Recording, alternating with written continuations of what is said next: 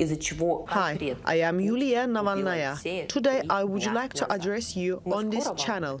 I should not be here.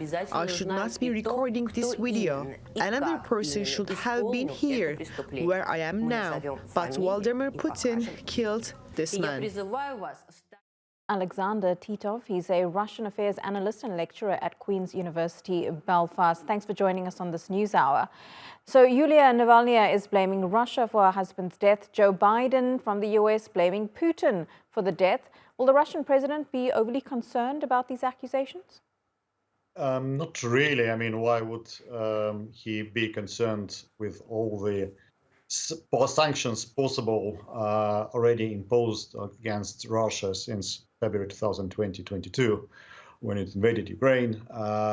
There's very little pressure which has not been applied to Russia, which is left in the disposal of the Western powers. So there'll be lots of words, but in practice, Russia is an all-out economic and covert military war with the West, and there's very little that the West can do it now, which it already hasn't done.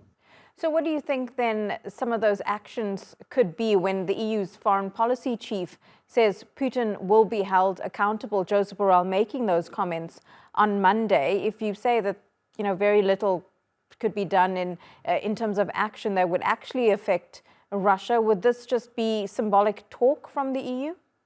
Yeah, I would imagine so. I mean, they're looking for sanctions, to impose more sanctions. There's 24 hours, 7 days a week. They're working out what else can they impose, and each new, I think they imposed 13 packages of sanctions to Russia so far in the last 2 years. They're looking out for the 14th one.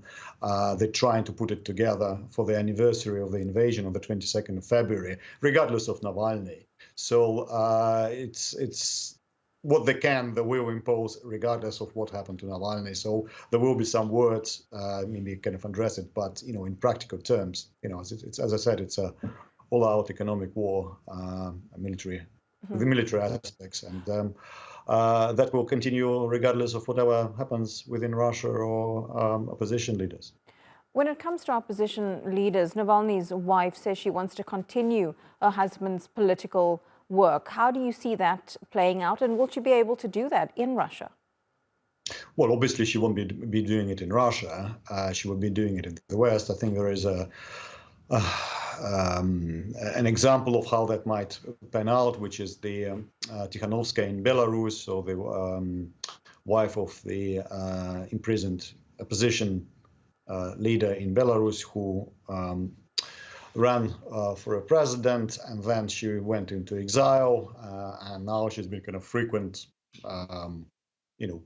attendees of various EU level meetings and White House officials and so forth, but has a very little impact on the actual events on the ground in Belarus itself. So yeah, the symbol of Russian opposition based in the West. I'm sure they were doing, what they've always been doing, lots of investigation reports, etc.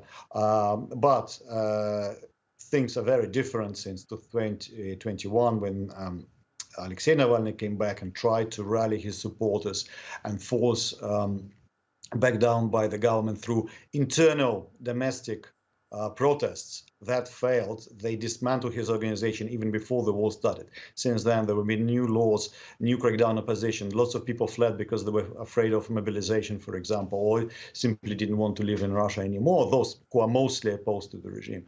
So the room for challenging Russian authorities from within Russia for the opposition, like Navalny and his wife now been taking over, has been greatly reduced over the last 2 years. So, Alexander, is it fair to say then that Navalny's death, these comments from his wife, from Joe Biden and the West, are really going to have little to no impact on the Russian elections which take place next month?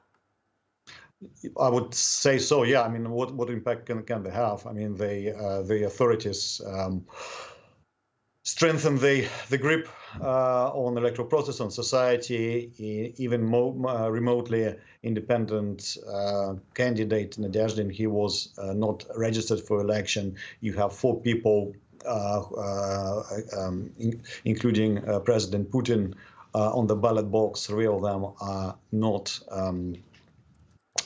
viable candidates, so to say. So I don't think there will be any issues in terms of having elections. And also, I think there is some kind of rally behind Putin anyway, because of the war situation. You have some effect of the rallying behind the flag, particularly since people who were always opposed to him are now either in the hiding or fled abroad. So I think that makes his victory more certain even further. Alexander Titov, good to get your analysis live to us there from Belfast.